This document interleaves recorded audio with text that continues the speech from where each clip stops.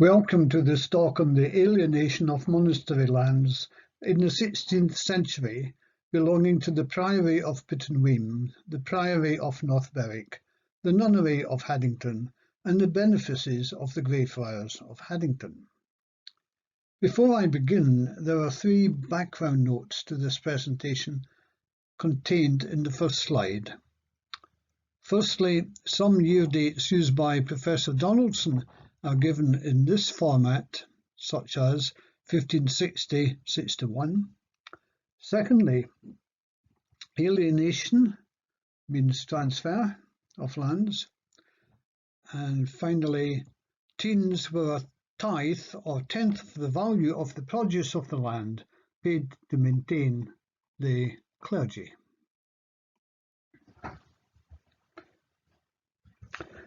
I would like to introduce you to John Auchinleck, who in 1526 was appointed chaplain at Holy Trinity Church in St Andrews, which is featured in this slide. He arrived in St Andrews in 1526. Records show that he was also a notary, a granitor or land manager to St Andrews Priory, and in 1546 chaplain to the young men who invaded St Andrews Castle in response to the burning and death of George Wishart. The fuller history of his life can be found in my recent book, A Saga of the Early Auchinlecks and Afflecks. On his release from the French galleys in 1552, he resumed his post as granitor at St Andrews Priory. In 1553, when the Priory of Pittenweem came under the authority of the Prior of St Andrews, he was appointed its chamberlain, granted a house, married, and had 3 children before his death in 1568. It was through my research on him that I developed an interest in the alienation of the lands at the time of the Reformation.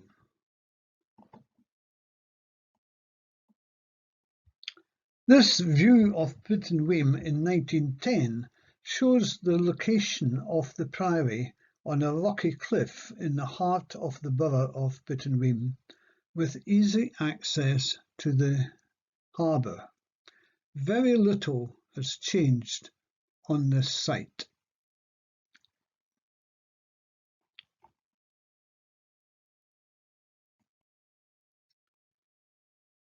In 1526, John Royal became Prior of Pittenweem Priory. He was a Lord of Session and one of the spiritual lords who attended the Scottish Parliament. In 1550, James Stuart, an illegitimate son of King James V and commendator of the Priory of St Andrews, was a member of a delegation of 19 people to France led by Mary of Guise, then Regent of Scotland.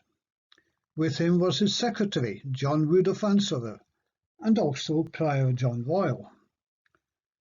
In an article, Sketch of the Early History of Pittenweem, in the book Memorials of Fife by Matthew Connolly, David Cook, a former town clerk of Pittenweem, described Royal as anticipating the Reformation in 1543, when he feued out lands of Grangemuir within the parish to a local laird.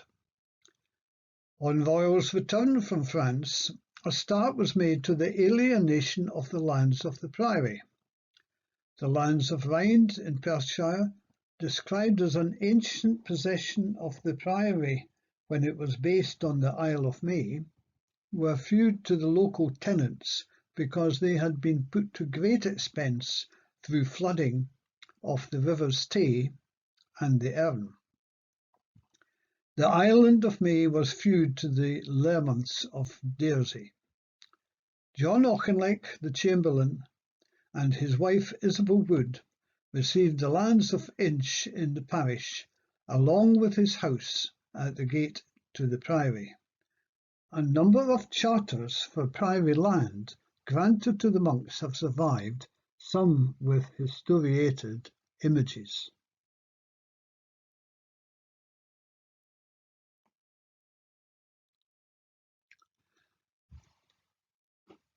Cook was scathing of Royal's deviousness, suggesting that the later reformers would have escaped the stigma of plundering the church because Royal did it before the Reformation. Cook also suggests that Lord James Stewart, commendator of Pittenweem Priory on Royal's death, supported the changes, and that the interests of the priory community, consisting of between 9 and 12 men, had been protected by the advanced planning of John Royal. Professor Gordon Donaldson's view that the Reformation in Scotland was achieved with surprisingly little dislocation of persons and institutions is worth noting in relation to Pittenweem. But there is more to reveal when we cross the Forth and look at North Berwick Priory. Part 2. The alienation of the lands of North Berwick Priory. This is a photo I obtained over 20 years ago. It is held by the then Royal Commission of Ancient and Historic Monuments. It was described as a barn. I have not been able to investigate it in more detail because of COVID. It is the only image relating to the North Berwick Priory I have been able to locate.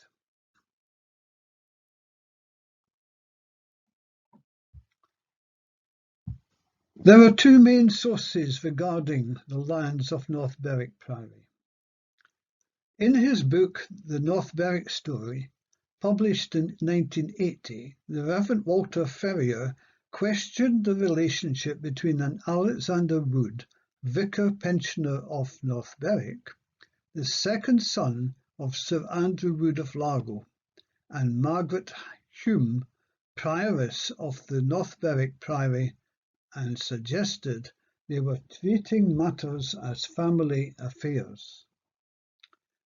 He also tells us that Alexander, then vicar of Largo, had a natural daughter, Alison, who married an Alexander Carrick in 1559, 2 years after the vicar had granted his North Berwick croft to him, reinforcing the use of the words family affairs.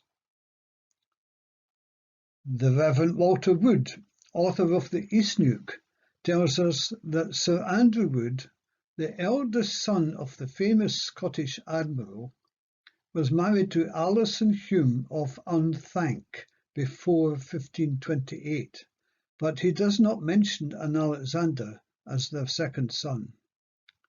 In 1559, Alexander was described in a charter as Vicar of Largo, and received the lands owned by the priory in Fife, while the prioress granted the remaining lands south of the Forth to members of her family, the Humes.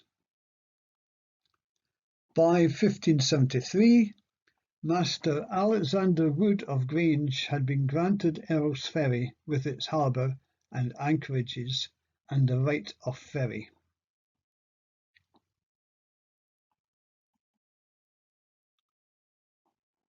Largo Kirk had a long connection with the Woods. The church, as you see, was established around about 830 AD. In a book, The Harbours of Ely Bay, published in 2008 by Ely Local History Society, the author Archie Rennie notes that the purchase of the lands of Grange near Earl's Ferry in 1560 cost Alexander £1,000 Scots, as the convent needed the money to repair their properties in North Berwick. In addition, the right of ferry was owned by the convent of Couvers, and they still had property rights. Rennie also suggests that the convent existed until 1588, when James VI granted Alexander Hume, brother of the last prioress and a royal favourite, the whole of the lands that remained the convent's property. He also suggests that in 1596 the former prioress and one surviving nun assigned the ecclesiastical revenues of Lobe, Largo and Kinnacher in Fife over to the king. They were the last remnants of the convent's once large revenues.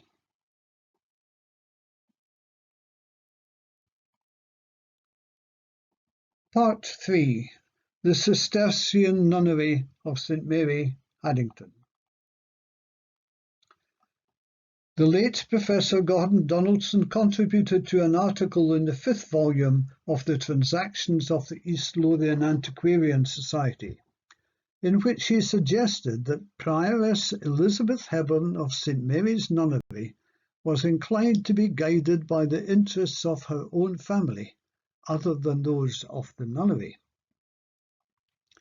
He lists details of 8 few charters between 1556 and 1560, and adds that the prioress was given permission by the convent in May 1559 to few, let or set intact the lands of the priory. A recent account of events after the Reformation in relation to the nunnery can be found in the Transactions of the East Lothian Antiquarian Society, Volume 30, published in 2015, which is now available online. However, I would like to highlight that 3 weeks before she died in 1563, the prioress granted a charter to William Maitland, the Queen's Secretary.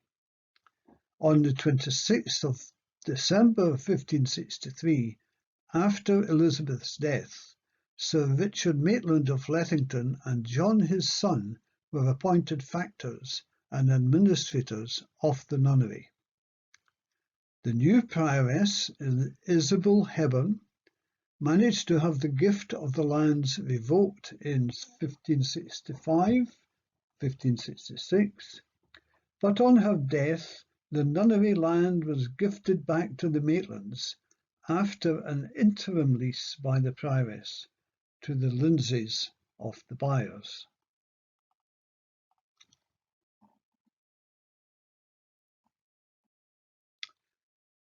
So let's just pause for a minute. We have now unearthed a contrast between the alienation of the lands of Pittenweem and the land of the 2 nunneries at North Berwick and Haddington. At Pittenweem, the monks and some tenants were beneficiaries as well as some local people. At North Berwick and Haddington, the beneficiaries were mainly family members, possibly with Crown support.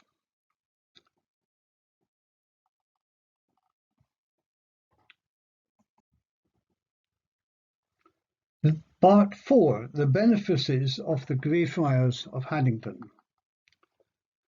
The life of another John Auchinleck, warden of the Greyfriars of Haddington, is described in the book The Scottish Greyfriars by W. Bryce and published in 1909.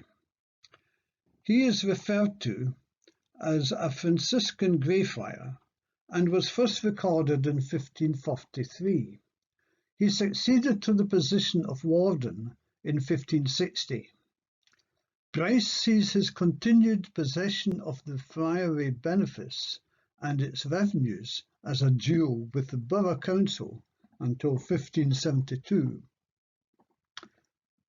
Why did Friar John find himself in conflict with this borough council?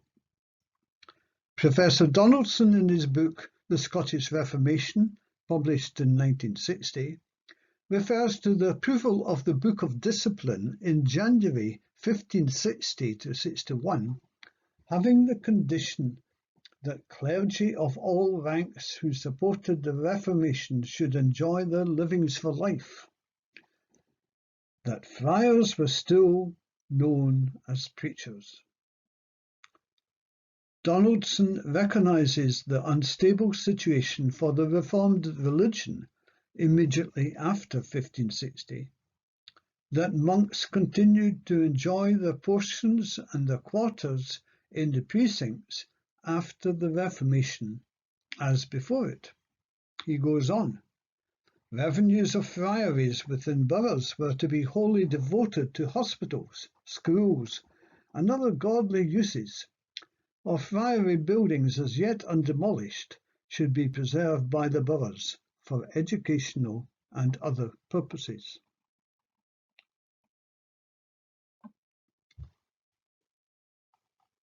Warden John's identity is now revealed in the Auchinleck saga.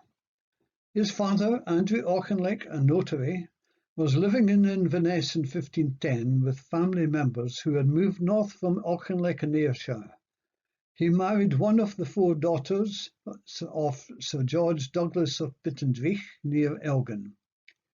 He was a sheriff depute in Inverness and later in Edinburgh in 1529. He then returned north to Glenbervie. His will shows that he was a farmer on the Glenbervie estate, where he died in 1583. His wife's sister had married the Earl of Tweedale, and there are records for him in the Yester archives. His son, George Auchinleck, became Chamberlain to the Regent Morton. Indeed, he was Morton's right-hand man. Of the 3 other sons, 2 acquired estates through marriage. Some of their early years are believed to have been spent at Pittendrich near Kinloss Abbey, where monks were being taught land management, including the skills of orchard management.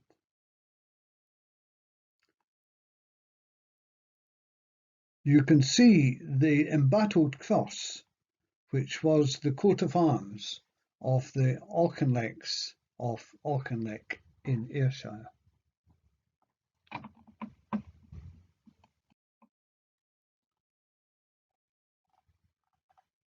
Professor Donaldson stresses the need to recognise that the Reformed Church was not legally established by Crown and Parliament before 1567, adding that any proposal of the Book of Discipline must be cited from other sources.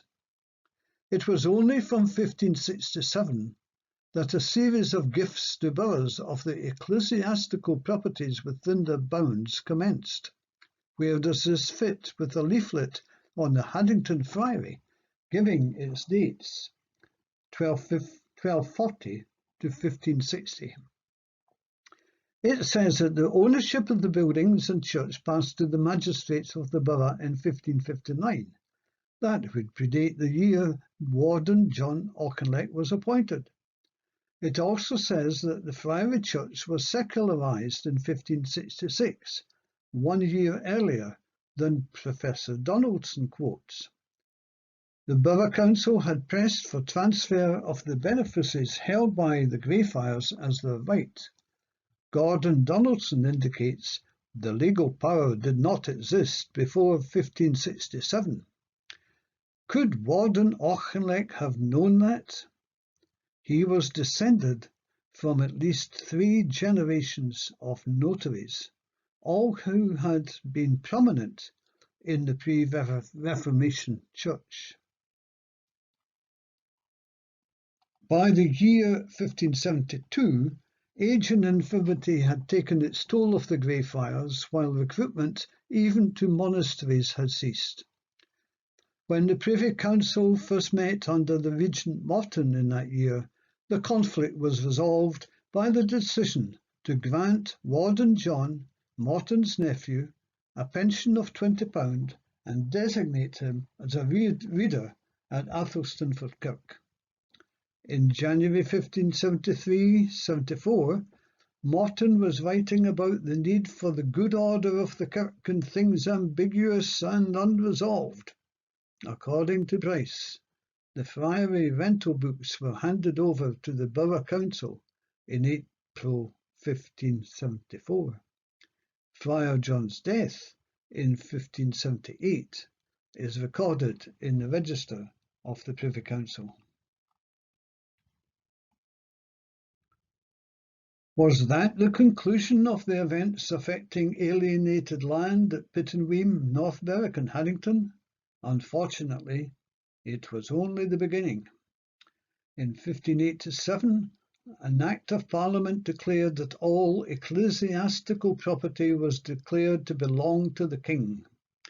In 1625, King Charles cancelled all grants of Crown property since 1540 and rescinded all dispositions of ecclesiastic property. It was never fully implemented. In practice, church lands were to remain with the present owners, but were to be held off the Crown.